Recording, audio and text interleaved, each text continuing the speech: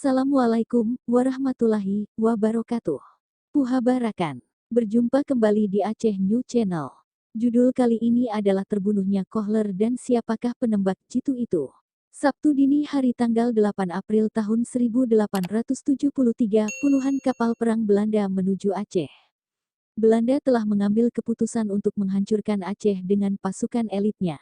Kedatangan Belanda ke Aceh ternyata tidak disambut hangat oleh orang Aceh. Belanda mendapatkan perlawanan sengit dari orang Aceh.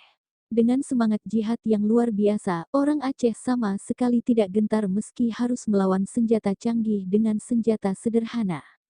Kohler terbunuh dalam Perang Aceh pada tanggal 14 April tahun 1873 selama inspeksi setelah menduduki kembali Masjid Raya Baitur Rahman yang sebelumnya sempat dikuasai oleh pejuang Aceh.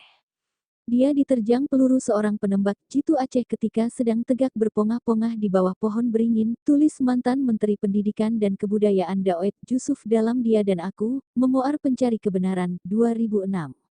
Kohler tewas menjelang 3 bulan usianya genap 55 tahun. Dalam satu kesaksian, menjelang ajal menjemput, Kohler berucap, "Oh God, ik ben getroffen." Ya Tuhan, aku tertembak pekiknya. Mayatnya dibawa ke Singapura dengan kapal uap Koning der Nederlanden dan dimakamkan di pemakaman Tanah Abang, Batavia dengan penghormatan militer pada tahun 1976. Pemakaman tersebut digusur dan setelah 2 tahun terkatung-katung di Kedutaan Besar Belanda akhirnya mayat Kohler dimakamkan di Kerkhof, Banda Aceh atas usul Gubernur Aceh saat itu, Abdullah Muzakir Walad. Kedudukannya sebagai panglima tertinggi dalam ekspedisi pertama digantikan oleh Kol. E.C. van Dalen. Lantas siapa sebenarnya penembak misterius yang telah menembus jantung Jenderal Kohler hingga kematiannya menghebohkan jagat Eropa ketika itu? Namun secara mengejutkan belum lama ini, seorang cucu Tengku Imum Lueng Bata yang telah berusia 68 tahun mengaku bahwa sniper itu adalah kakeknya. Tengku Imum Lueng Bata memang seorang pejuang Aceh pada waktu Kohler dan pasukannya mendarat di Aceh. Ia merupakan pemimpin kemukiman Lueng Bata atau seorang ule balang yang bernama asli Teuku Nyak Raja dan ia juga anak dari Tengku Cik Lueng Bata. Lueng Bata ini dulunya merupakan daerah kekuasaan kerajaan Aceh dan berada langsung di bawah kesultanan. Cucu Tengku Imum Lueng Bata yang bernama Nukman ini menjelaskan bahwa kakeknya dan pengikutnya sengaja menyembunyikan dan merahasiakan identitas kakeknya sebagai penembak Kohler untuk melindungi dirinya dan juga pasukannya.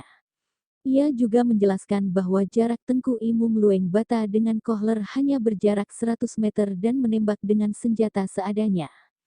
Entah kebetulan atau memang karena keahliannya sebagai seorang sniper sejati, Teuku Nyak Raja melepaskan satu tembakan dan tepat mengenai jantung Kohler setelah sebelumnya menembus lensa teropong yang disangkut di lehernya.